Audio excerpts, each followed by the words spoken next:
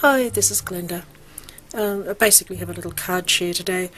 I thought a good subject for a craft group would be reflection or mirror stamping, and I've already got a video on this, so I thought I'll just put a link to that and just quickly add a couple of ideas and make a few samples.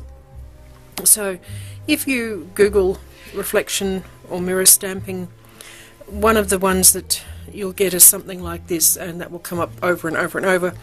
So scenes are really popular, obviously, because you can reflect your trees into the water.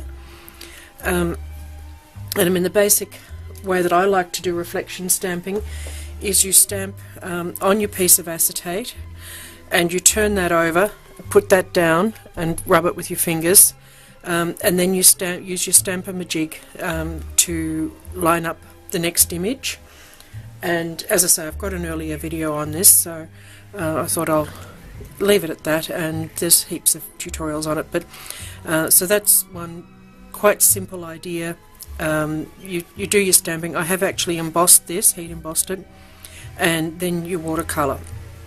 So I thought to get a variation on that, what I did was ink up my stamp in different colours of ink. I put on the green, and then I touched it with orange, and that stamped it to my acetate, put my acetate down to get my shadow, and then I did the same thing and stamped it so you get a stronger image, of course, for your main part and then your reflection. And I thought that was just a little bit different to do coloured reflection stamping. That was just a different idea of getting away from a scene. There was a lovely one that kept coming up a number of times with an Oriental lady, Japanese lady I guess she was, kneeling down, but I didn't have that stamp, so I sort of struggled to think, well, what can I use that isn't just another tree? So that was what I came up with for that one. This is a variation where you stamp it on vellum, and then you turn your vellum back to front and upside down, and that's your reflection. And you can do the same thing with tissue paper.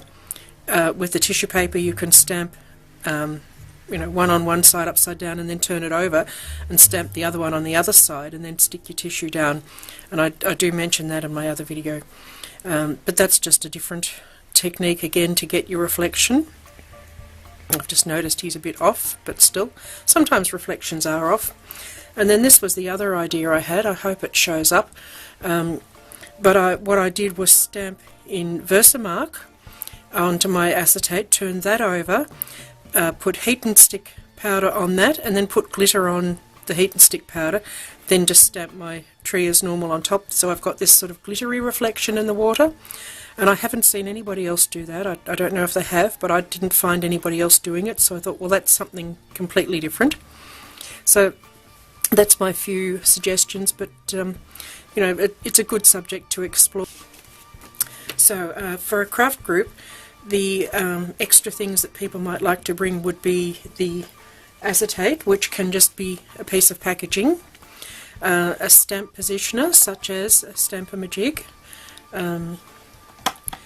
You want a fairly juicy ink pad for doing your reflection, some watercolours or something like that to do your colouring with, and possibly some vellum or tissue. So that would be the extra kit list on top of your basic kit.